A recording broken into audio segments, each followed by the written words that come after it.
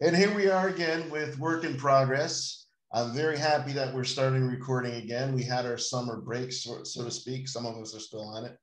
And we're back with a special guest, Jules Chambers. Welcome. Thank you. Happy to be I'm here. glad to have you here.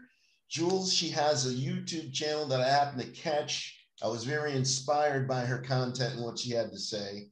And I wanted to have the opportunity for us to talk with her, meet her, and gain a little insight on her perspective on living in Iceland, living, working, and creating in Iceland, which I hope to be a continuing series for us. I have plans on talking with other people who are living and working and creating, being creative in Iceland, and just to get their perspectives. I think Iceland has a unique taste on the kind of creative people that are here. So with that, again, welcome, Jules. And would you like to tell people about yourself and a little bit and how you maybe came to Iceland? Or Sure, yeah. I feel like it's a story that, of course, everybody gets, right? When people are like, why did you come here? As if people wouldn't want to come to Iceland, which is interesting, well, to live. And so I'm originally born and raised in Brooklyn, New York. So Brooklyn. Yeah, and that that, has of course molded me into the person that I am. And having lived there for 30 years aside from college, I definitely have, my kind of unique spin. And as people who are, like you said, someday you're also from New York, it just gives you a different perspective on life because you're so kind of, exposed to a lot in the city, the diversity wise, and also like the other parts that come along, whether positive, negative. And so the only time, like I mentioned, moving away from New York was in college, where I went to university at RPI, and I have a degree in biomedical engineering. And that was kind of like, what's funny is how I ended up meeting who is now my husband, who is Icelandic. And we met through a mutual Icelandic friend, which is a bizarre thing to say, I feel like, because I think that person was the only Icelander in the university. I just happened to become friends with him randomly at a party. And he had Icelandic friends coming to visit, one of them being Gunnar. And we met 15 years ago or something like that. I mean, like super long time ago. And it's just weird for me to think about it now, because at the time I did not know he would be my husband later in life, nor was I interested in Iceland. Like I never had in my mind that I was coming to Iceland, that I was moving to Iceland. I mean, it was just like Orre, who's the person that we have in common, who's a friend, he showed me a book in Icelandic, like the writing. And I literally laughed. I remember that moment because I was like, nobody can read this. This is like a joke, right? And I closed the book and thought to myself, I'm never going to have to deal with this. But of course, now I'm here, like, been learning the language, speaking it, right? And it's just like, who am I? So, And so Gunnar and I didn't get together until 8 years ago. And he had moved to the United States at some point to pursue his PhD in the Midwest of all places. Oh. So yeah, right. It's just like the story is it just really feels like we would have never been together, honestly, because I did not move to the Midwest, by the way. That was not something that I felt made sense for me. I was already in my career, and I was okay though with traveling back and forth.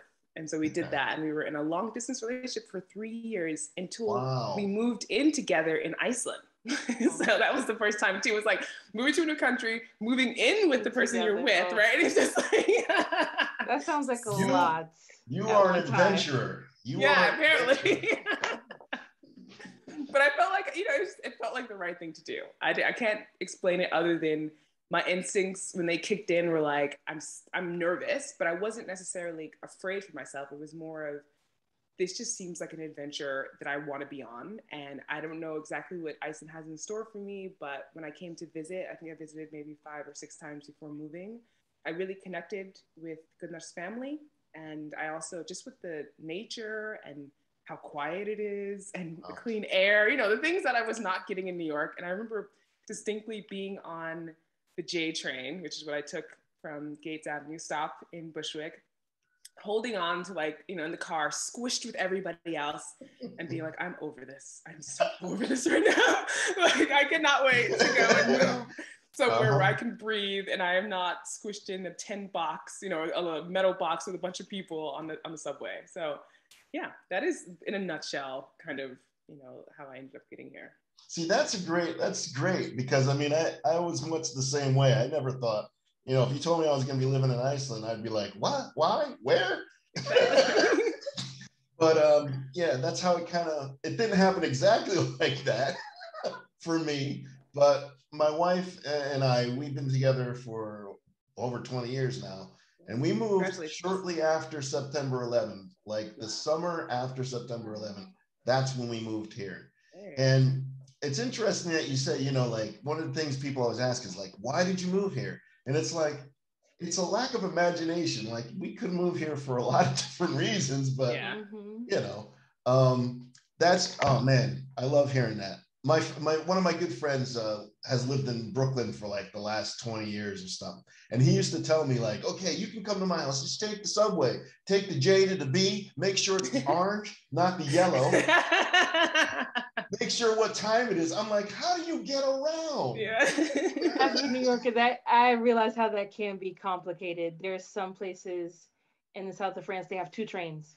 And so it was like, it's so easy. And I was like, oh, wow, I couldn't. And I realized now we're a bit lucky because you have to be very smart. You have to read the signs. It's like, okay, so I'm coming back home tonight. The train's not going to be running. So how can I still get home and not do it?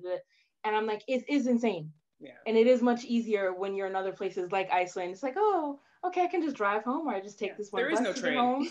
Yeah. And it's just much simpler, it's like, Yeah. Agreed. Now, if I get into it, when I first came to Iceland, one of the things is trying to get established, you know, try to find a job or something. And I remember going to, I can't remember the agency. It was a pretty big, like, job hunting agency. And I remember the lady said to me, she goes, do you speak Icelandic? I said, well, no. She said, do you write Icelandic? I said, no. She said, you should go back home. And I was like, no, that's terrible. Wow. I was like, okay, welcome. So then, you know, fortunately, my wife's family, they're all great and they're all high achievers. Yeah. You know, her father is a master carpenter. So he was able to get me like work, like laborer work around the town. And I did that for a while, which I had done that in the States before. So it wasn't really that big a jump. But I'd also worked at a McDonald's franchise when McDonald's was here. Yeah, interesting. I said, if anything, I could go there. Maybe I'll have to learn some of the books in Icelandic. It'll be tough. Yeah. But then when I got here, I realized all the books were the same. They used the same books. So I was like, wow. Keep a standard or something, I guess. Yeah, it's like standardized. It's really strange. But living and working and creating. I still sort of play a little music and whatnot. And as a creative person, I'm an artistic person by nature. In the effort to find work, that side of my creative life sort of faded away.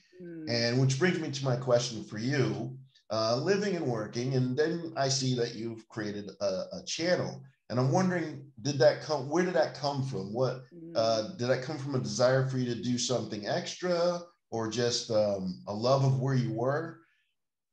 Yeah, I think it's a mix. So in terms of working, I ended up finding a job before I moved to Iceland. That was actually a big part of my agreement to move to Iceland. So my husband was like, you know, I plan on moving back. And I was like, I'm totally down for this, but I'm already in my career. And I had actually switched over. So I was working in digital marketing in particular. And this was something that I didn't realize that Iceland needed or was having a lack of. And I was like scouring everything I could find for work in terms of, you know, newspaper articles that I didn't understand what they were saying and trying my best to like, you know, copy and paste and having done that find things for me.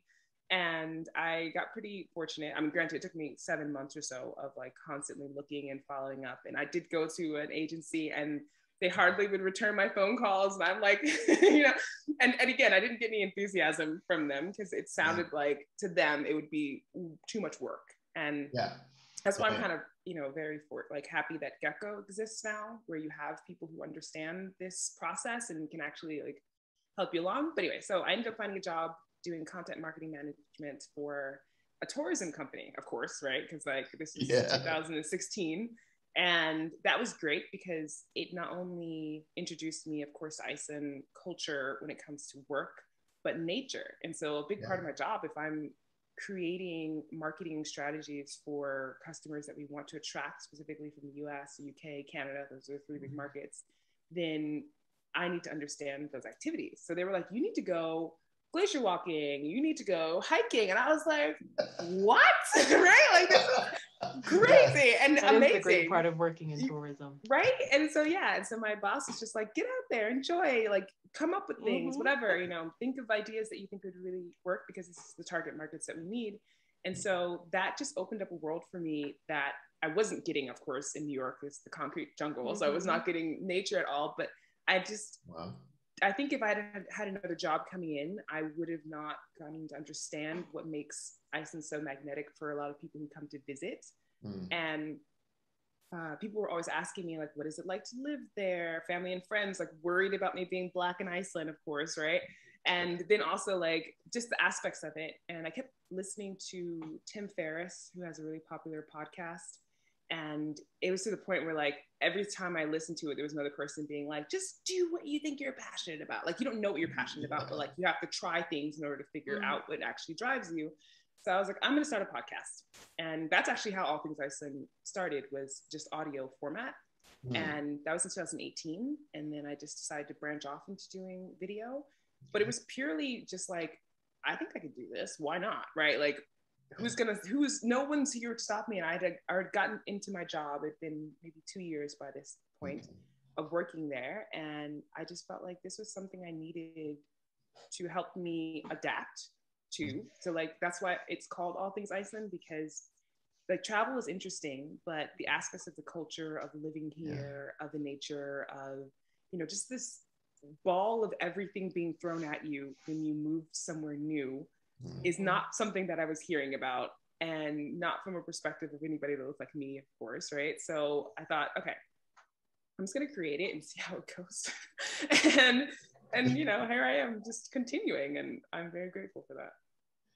Wow, pretty cool, pretty cool. And All Things Iceland, to be clear, is the name of your YouTube channel and your podcast? Yes. Or okay, so both. So we plug that. Yeah, thank you. Correctly. I think that's really cool that you, sorry to cut you off, Jeffrey, that you started the YouTube channel, because also my mom had the concern about me being Black in Iceland, and she also said to me, why don't you start a YouTube channel? And I was like, I don't want to talk to people like that. And here I am doing the show, of course. But I think it's one of those things I admire you for. Oh, thank you. I do not think I can do it. But I think it's really great because there has been lots of talk about your YouTube channel in one of the Facebook groups that I also know you're in, the Svartfolki Íslandi, or Black People of Iceland. That one was created by myself and another co-host that we had before, or guest, I should say. And there was a particular video with you and another person, and we had a discussion about this. Was it Tabitha? Yeah. And the person commented, they said you were beautiful, but it was like, they said like you had slave beauty or something like this. What? I was like, yeah. I guess you don't know. What kind of, is that supposed to be a compliment? Like, yeah, so me and him had this talk.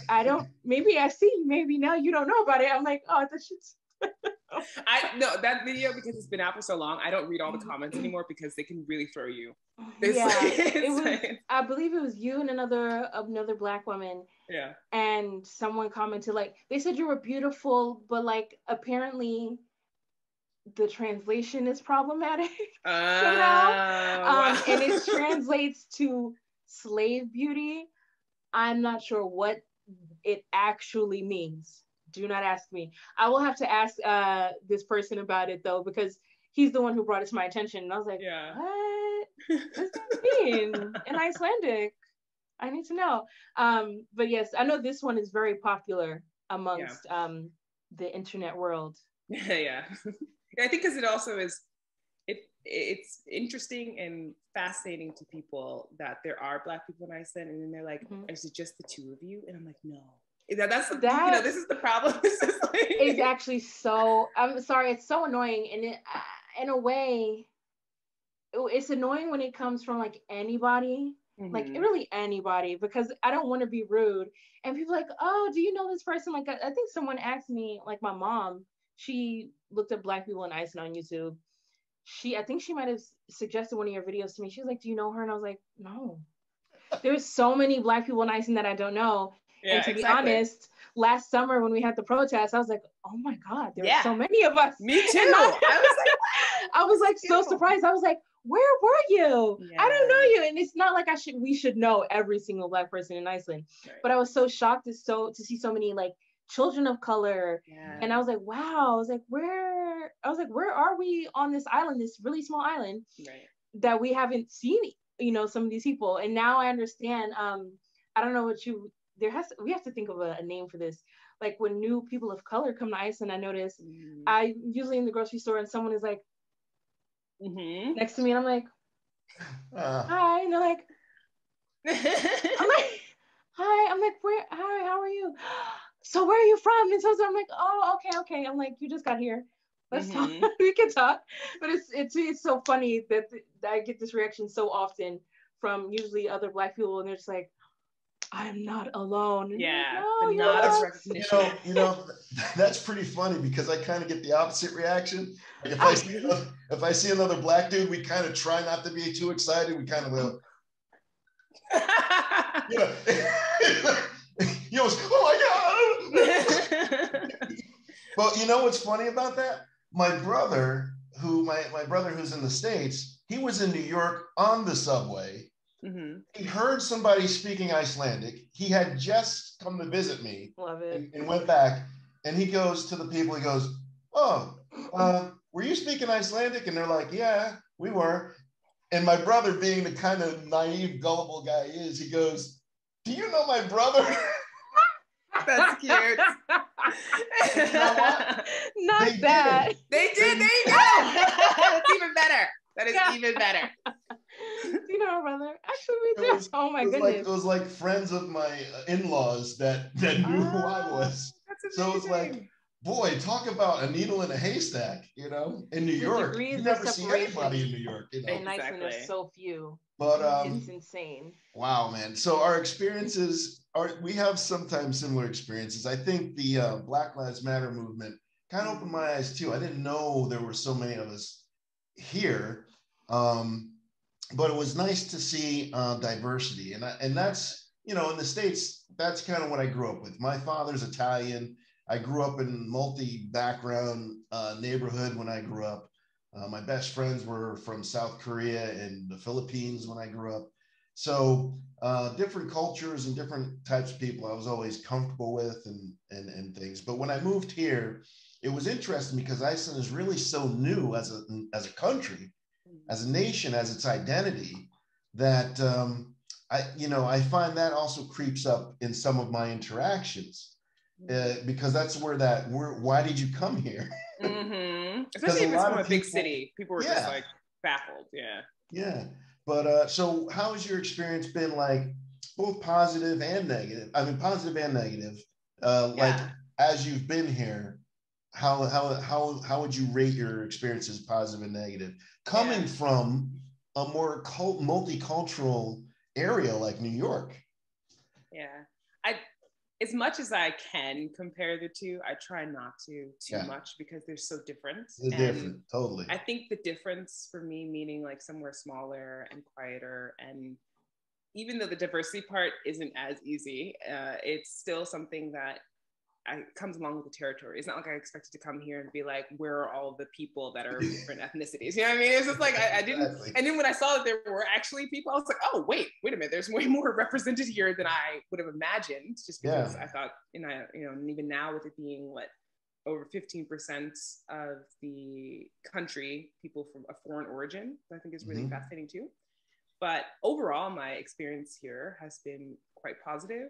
And I always have to say, like on YouTube, whenever I talk about it, that this is my experience. And that's why I try to like talk with other people and their experiences, including those who've grown up here, because it does sometimes really shock me when I'm like, whoa, that is not what I was expecting. You know, like Birta Apipi, for instance, she was Miss Universe Iceland in 2019, I think, or something. Wow, yeah. And she's of mixed race and mixed heritage, and so she doesn't really know her dad, but she grew up in Moso, same town as me, and she had a horrible experience.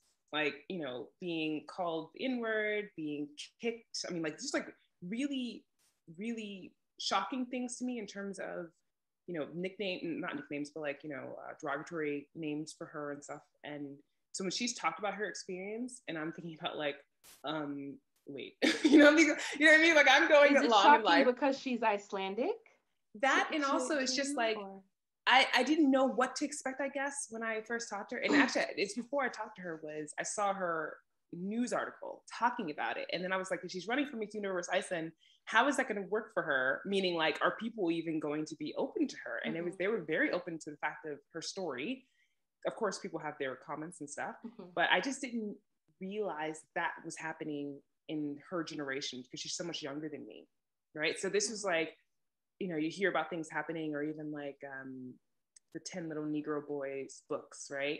And how this pops up. Yeah. And then so you're just like, what? Like, this is a topic of, like, what? People are actually arguing for this, or like, this is actually happening. And so it's not that I didn't expect any discrimination to be happening at all. I was surprised that this public figure who is in the same place I'm at, and I go to the same grocery store and whatever else, and I've not had, you know, experience, not to say that I should be, but it was just this, I'm outside of this world. I'm outside of having grown up here and the aggressions that come along with that. And so feeling or being blind to it was, you know, opening my mind up and my experience to, like, you got to realize that you have to always preface it with, this is my experience, because I never want to take away from the fact that other people have stories and they have experiences that need to be talked about and need to be understood and need to also raise awareness so they can change. Because this has made me question, if I have a kid, what I want them to go to school in Moso, right? Like, that's the kind of reflections and things that I have, or even like what other kids are suffering and they're not talking about it, and this is still happening right now, right? So I think that was been, for me, it was a little bit harder because I had rose-colored glasses on, and like the company that I worked for, we're just like it's like a family company, even though they were a big adventure tourism company, but their ideas of the world were like, we're just out in nature having a good time, you know. It felt kind of like on that like edge of not the reality of what most people live in, because most people aren't going trekking for 9 days in the Highlands or something like that, you know. Like, that's just not the majority of Icelanders, and a lot of us coming here have these ideas of everyone being so outdoorsy and stuff when they're just like regular people, right? Like, you sit down and watch Netflix.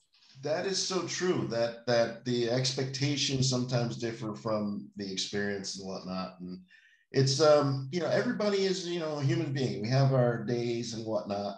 And you know, I had, like, I think a few foreigners I've talked to or expats I've had similar kind of like expectation didn't meet their experience kind of thing. And I think that's just natural as we go through, you know. The one thing though I would say is that it strikes me that I'm not sure Iceland really knows what to do with its multicultural people, or how to embrace that. You know, coming from the States, I embraced it since I was young, and just having different things to pull from has always benefited me. And I understand how it's benefited generally in the United States, having all these different, you know, people coming from different countries putting in their ideas. But I feel like there's a resistance to that a little bit in Iceland. And the one thing I would say is, living here, and that's why I was so excited to see you doing a YouTube video, is the feeling of being able to contribute to the place you live, and the feeling of being valued in the place you live really changes the way you handle and perceive things. And, you know, I have 2 kids, my son Siggy, who's 19, my daughter who's 17. My daughter was born here, my son was born in the States, but you know, we moved when he was not old enough to remember the States. So they're Icelandic through and through. I mean, just from their thoughts to their tastes, it's very interesting. For me. I see, that's like, is it hard to relate? Yeah, but it's beautiful because they get both sides of it. They've been to the States and visited family, and they know what it is here. And I think the new generation is sort of changing the look on things. So my question would be, what have you noticed any progress or any kind of shifts in where Iceland is headed towards this? Do you think there's something in the back of my head says there's going to be a cap? There's going to be a limit. At one point, they're going to say, "Okay, enough. We're closing the borders." But what do you think? What do you think? Do you feel like Iceland's slowly starting to embrace this multiculturalism that's here because it's here? Mm-hmm.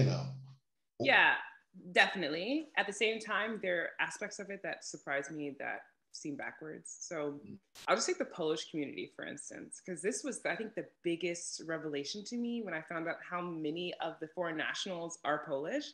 And yet the catering to Polish people seems minimal. and like, it's only been very recent where there's been more news in Polish. And there's just been this, like, we should be more aware of it. And how many years have Polish people been living here and contributing, paying taxes, doing things? And, you have a very few amount of people who do criminal acts, but then you get this stigma around Polish people. And I've heard so many stories, and actually this is something I want to highlight more, but I've heard so many stories about Polish people changing their names because that's how they were able to get jobs. Or like, I've been to Blaufjörk where you can go skiing, and I remember seeing a sign that was like, don't take people's shoes, like don't steal people's shoes. It was written in English, but it was written in Polish first, and then it was written in English underneath. It was not written in Icelandic at all, right? And I was like, very obviously trying, like, who are you targeting for this?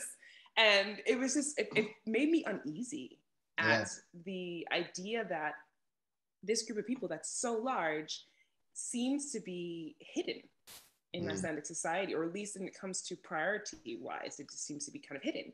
And then you have the other, of course, lack of understanding, or sometimes ignorance on purpose, right? When it comes to being like, well, that's just because we don't have that. It's like, many of you have traveled. You're not so blind to the fact that there are other cultures. Some of you have been to Africa and even said that, and it's like, or just treating it like it's a blanket, one big place or something. Yeah. Very so proud of that. Yeah. And so, like, with this, I think comes along a lot of education, meaning self-education for many people, but the acceleration to me was definitely 2020 summer when the gathering happened. So like George Floyd's murder, and then the gathering that happened, and you could, like, the amount of stories that were coming out from people of mixed heritage or who had just been growing up in Iceland, whether their parents had been mixed or not, and talking about what had happened to them, or what has been happening, I should say, to them, was really powerful to me. And then you have, like, for instance, Eydís Amma. She's a friend of mine, and she's an actress here in Iceland. And I know her. Yeah, she's been really quite active too on just continuously talking about this, even within the theater world, because that's where she is trained. And she was one of the, like, her and Maria Telma, they graduated together. They were the first in their, like, class, I think it was for drama or something like that, to come out of this theater school of mixed heritage, period, right? And it was just like, and this was not that long ago that they graduated. So the idea that, there are these role models, but you're also still coming up against all the time, still in the theater, atmosphere now, that you're not having enough diversity when it comes to even showing the diversity in the country, whether that's more people of just foreign origin, period. And then, the other layers to it. So yes, but it goes from being like, everybody's super excited and wanting to help and do things, and it just becomes like glacial, right? It's just like, really, all of a sudden it's just like, wait, that's happening now? Nothing? We just forgot? Okay, we're gonna go back. I think it's because it requires actual work, and that's the problem. People are really supportive until you have to put in the time, in the hours. And it's kind of like the song says, they start coming and they don't stop coming. You have to keep going with it, because that's work, that's change, that's progress. Like you said, for the Polish community, it just wasn't until I mean, even when I first moved here, the same year as you, there weren't, I think they just started getting Polish speaking representatives at all the work unions. Yeah, it's crazy. Like, to me, it seemed like, oh, okay, like, yeah, that's needed because there are a lot of Polish people that come here that work. You know, they have families, they integrate into Iceland. And like you said, some people have changed their names. I had a few Polish, Lithuanian coworkers who changed their names. They did not speak any Icelandic. Yeah. And Icelandic people would come to my job and try to speak to them. And then they would look at me and go, you need to talk to her. I'm like, can I help you? And they're like, you're the only person here that speaks Icelandic. I'm like, yes. That's bizarre. What can I help you with? I'm sorry. And like, but you know, he's Icelandic. I'm like, that doesn't matter. He doesn't speak Icelandic. Like, that's not the point. And I think it's interesting because I know, I'm not sure if it's a thing anymore, but before there used to be, I don't want to say a law, I don't want to spread misinformation, but you used to have to, when you gained Icelandic citizenship, yes, dare I say, you have to take an Icelandic name. Yeah, that is true. I wasn't, okay, I'm not sure if it had to be like your last name or your first name or somewhere in the middle, but I know this was a thing, after, was it World War II, when there was an influx of, I should say just all Asian cultures came to Iceland, you had to introduce an Icelandic name as well. Mm-hmm. But I don't believe it's a law anymore. But I think this is a part of, I feel there's, Icelandic people have this fear of erasure in their own country, which I guess definitely stems from them being colonized by Denmark. Mm-hmm. And now they feel like we can't allow other people to basically stop us from being us. And if they want to come in, they need to be like us in a way. In which I understand linguistically. We had this discussion before on the show. What is being Icelandic? Is it just being white, blonde haired, and speaking Icelandic? Because that means there are a lot of Icelandic people that are not actually Icelandic. That don't fit. Right, exactly. Yeah, that don't the majority fit this actually. Like, this is why I think it doesn't surprise me when people like Birta and Ásdís say like they experienced racism here. Mm-hmm. To me, I would find it more common for them and more, I would say, emotionally disturbing, because for them, they grew up here. To me, they're Icelandic. Yeah, it doesn't matter. They're Icelandic, no matter what they look like. And for me as a foreigner, I feel there's more of an exoticism as a foreigner. It's like, oh, you're from New York, and yeah, oh, why'd you come to Iceland? You know, we get these questions, and as a New Yorker, for a very long time, my response is, mind your business. Who's asking me why did I come here? This question, as a New Yorker, you know, Icelandic people get excited, and now I know it's just an excitement thing. They're like, "Where are you from? Who's this?" I'm like, who are you? Mind your business. Stop talking to me. Like, we have very different reactions. And also, but like, this is also from strangers, like in bonus. Yeah. And now I'm just like, you know, trying to get some oranges. They're like, where are you from? I'm like, I don't know you. Excuse me. They're like, oh, no, I didn't mean to be rude. That's something that's you know, I haven't gotten too much of that, something of that. What I did notice is when I used to go out and have a drink with a friend from work or something, usually after a couple of beers, then I get the guy coming over like, so let's talk. I'm like, we didn't talk before, but he's like, let's talk now. I'm like, all right, fine. We'll have a beer and we'll discuss, you know. And then like I find a lot of truth in those drinking discussions that starts to seep out a little bit, you know, which is it is what it is. I've talked to so many different Icelandic. I mean, I used to live in Selfoss and Flóðhreppur, out in the countryside. Okay. And what was amazing to me is how similar a lot of people's experiences were. Like, you know, they grew up on a farm, went to school, came back to the farm, married their childhood sweetheart. That's it. You know, and then they travel. Over. I hear that one too. And from young to old, though, most people I ran into are pretty laid back, which I found, you know, I mean, they didn't have attitudes. And I love the fact of like going to my doctor, and I used to say doctor and sir all the time. And people look at me like, Jon, my name is Jon. You know, exactly. Like, the honorifics, like you don't have to do this and that. That I found to be very, very cool as well. Yeah. And that attitude, tataretes, sometimes that's good, tataretes, But sometimes I'm like, maybe we should think about the what ifs. Yeah. What if something goes wrong? It can be very dismissive. Yeah. This saying, I mean, that's been a topic. I don't know if it's also a discussion amongst Icelandic people because it is part of their culture, but I noticed definitely in foreign circles, even here on the show, we talked about, that this thing is like, but there are problems we should discuss, stemming from this. It's like, it is what it is. Yeah. I mean, granted, like, I mean, I definitely use that sometimes for my own, more as a joke. I took my wig off at the doctor one time. He was real cool about it, but I was dying. Me and my husband were dying, and the doctor's like, "What's so funny?" I was like, "Sir." Okay. So you don't get it. I'm naked in front of you right now. Right? Pretty much. I was like, "Can you look?" And I took my wig off. He's like, "Is it okay?" I was like, "Yeah, no, just my braids are."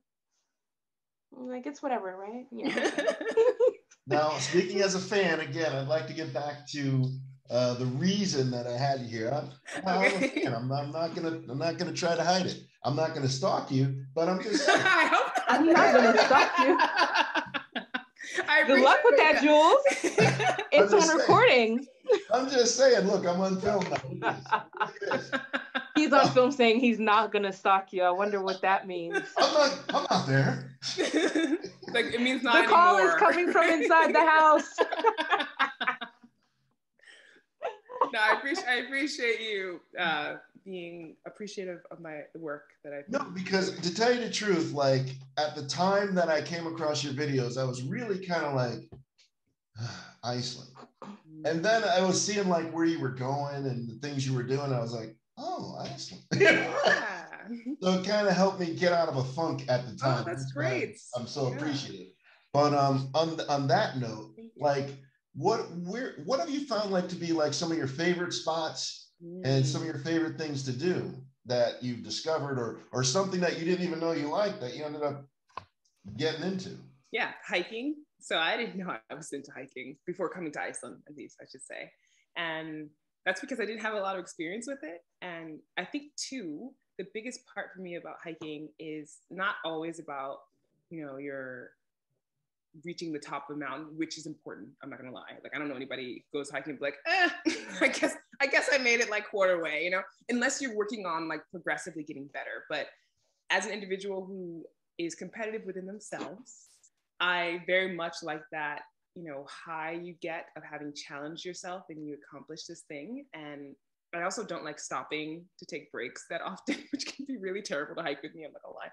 So, but in terms of just the experience of being out in nature and how much my brain just felt more relaxed. And when I would come back, I would think to myself like, wow, I didn't realize nature had this power to just heal something that was in me. Now, granted, all of us still need people to talk to, like therapists or whatever else, in order to deal with bigger issues.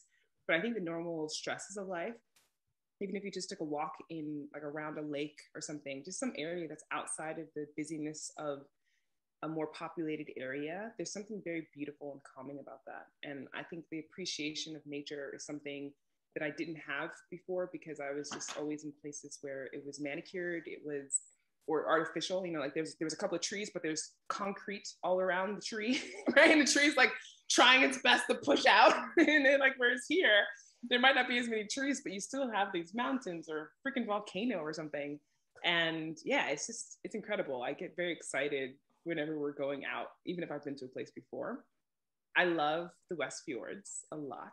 It's just beautiful. And I've had the chance last summer to stay there for 3 weeks. I was taking a course in Icelandic, and it was a different vibe. I was in Ísafjörður in particular, but still, like I'd been traveling around the West Fjords and, not just filming, but also just getting a sense of the place. And while I never plan on living there because winter is ridiculous, I'm just not doing it. It's just like I say that, and I always tell myself never say never, and I probably end up there. But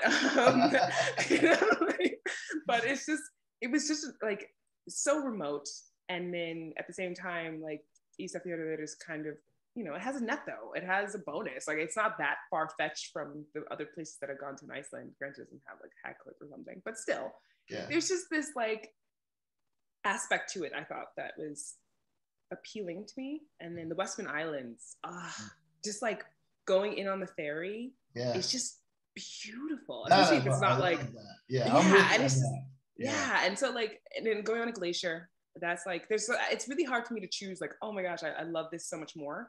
But I just appreciate when I can find things that I'm not ordinarily like associating myself with. And then I let myself be comfortable and realize this is a place that I can relate to, I can connect with. Maybe it's not, you know, my place, my forever place, but it feels good. And then like Reykjanes Peninsula, I feel like it's so not fair how underrated this place is. Like, you know, you have the volcano, you have Blue Lagoon, but no one realizes how much is there. And I'm just like, keep on not realizing it because I'm going to enjoy it and go around and like, you know, do all these things. Even though I did make a video about it, but I still feel like it's just it probably won't ever be like the South Coast, which is okay. At the same time, you know, Iceland, as small as it is, there's still so many pockets of places that are yet to be discovered by massive amounts of people. And that to me makes it very appealing too. Very cool, very cool. Now, speaking on places, let's talk food. Because coming from New York, I distinctly remember a thing called a pie. I miss a good pie. And having a somewhat Italian background, I got to tell you, when I first came to Iceland, that was the one thing that was getting me to think about moving back. But speaking of food, you did a show on seaweed. Could you please elaborate on that? Because I know we live on an island, but come on. Surrounded by seaweed. Okay, so basically food is just waiting for you on the shores of Iceland. And the part that I didn't get to keep in that video, which I think is probably one of the most important aspects that I want Eydís to talk about another time with me, is that there is a culture of utilizing seaweed in Iceland to survive in order to like fight off scurvy or whatever else. And it came from the Celtic side. So the enslaved Celtic women that were captured by Vikings and brought over, they're the ones who brought the tradition of using and utilizing seaweed. Vikings didn't know, even the settlers from like Norway, they weren't that like used to using it. It's not like they never did, but Celtic women and this in their culture, they've always done it and like made, you know, soups with it or whatever else.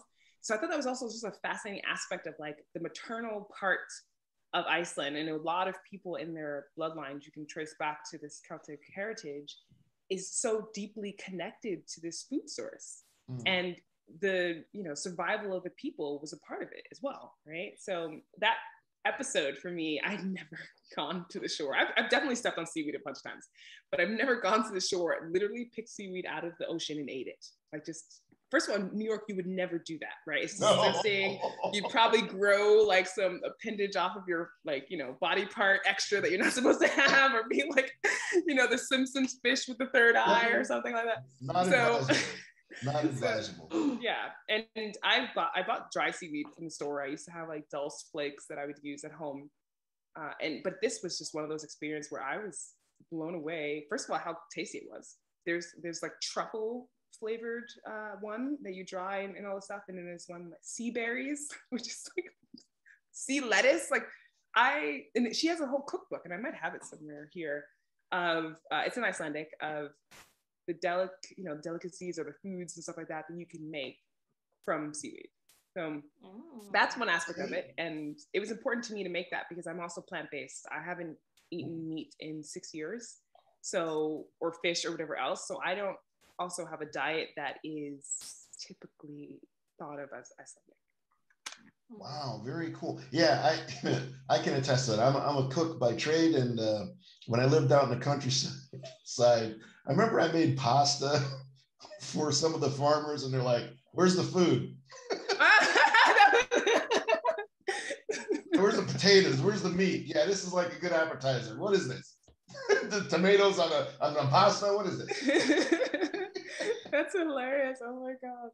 But yeah, no, that's pretty cool.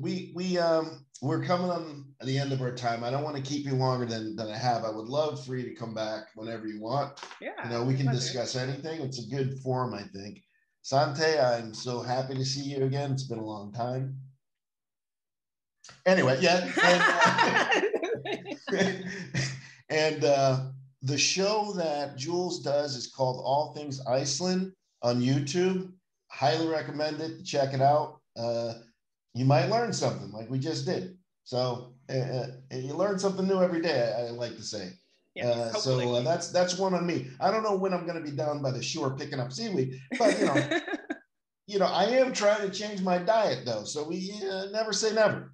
Exactly. Never say Don't never. knock it till you tried it. Exactly. So with that, Sante, do you have anything to add? No, it was wonderful having Jules. It was also wonderful seeing Jeff because I haven't seen you in a while. And I have to get on this YouTube channel. I think we all have to see some of these videos. There you go. Well, I hope it's helpful and that you enjoy. Thank you so much. It's been a pleasure chatting with both of you. Oh, thanks for being here, and I'm looking forward to the next show. So thank you. Have a good rest of the week, and we'll hopefully talk to you again soon sometime. Yeah, absolutely. I'd love it. Thank you. And you too. And thank you for all the work you're doing as well. Cool.